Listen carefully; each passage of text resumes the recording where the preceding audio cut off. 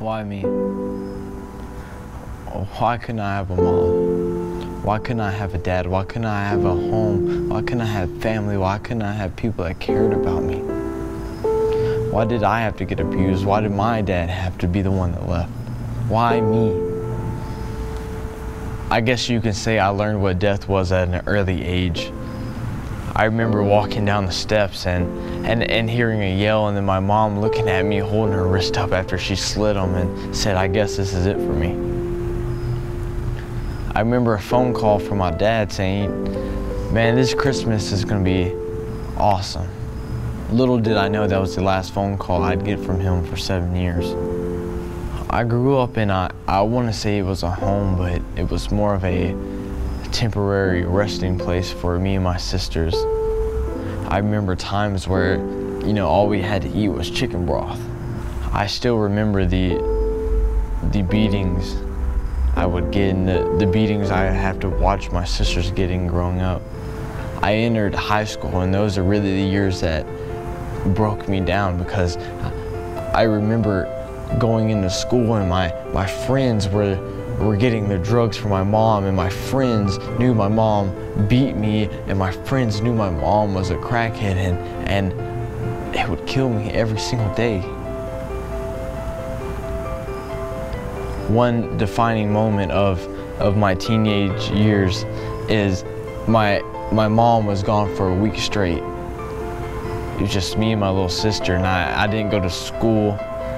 It was just me and her, and I was making her dinner, and my mom came home on a Friday.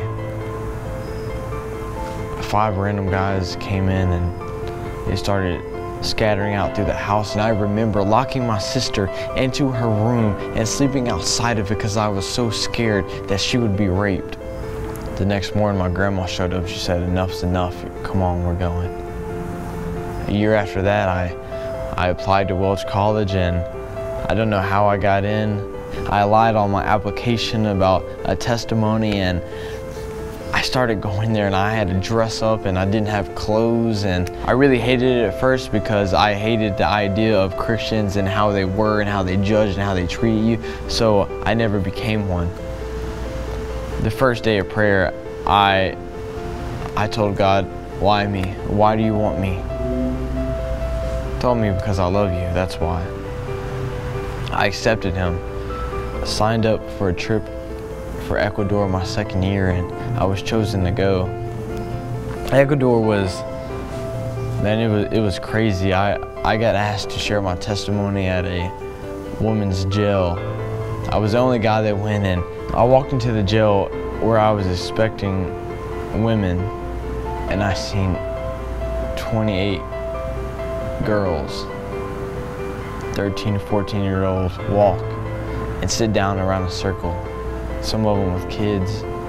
I began giving my testimony to them, telling them what I went through and the experience with my mom and my dad, and many of them started crying. A couple of them put their heads down, but I knew all of them were hearing it.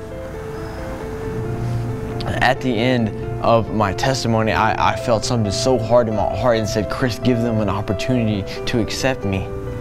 I asked the girls that we were going with to come up and sing a song, and they chose Mighty to Save, and they were singing it like it meant something. I told the girls through broken Spanish and a translator, I said, if you want Jesus, come to the back and let's talk that out. I remember as I was standing there, I was hearing something in my ear. It was that sound like someone was angry, like arguing with themselves. And I looked over, and it was a lady that came with us praying so hard for them. And I remember being and feeling so convicted that I really didn't care if they came up or not. And then I started praying, and I said, if you are the same God that sent fire down from the heaven for Elijah, show me how powerful you are. And as soon as I said that, 20 girls stood up. They stood up and came back there, and I just started crying because I was so overwhelmed, because my whole life I asked, why me? I never once asked, why not me? I went to Ecuador, and I saw 20 plus of my little sisters there, and I said, That's why, right here. That's why I went through this, for them. For the kids in my youth group that deal with the same things every single day. So God could use me.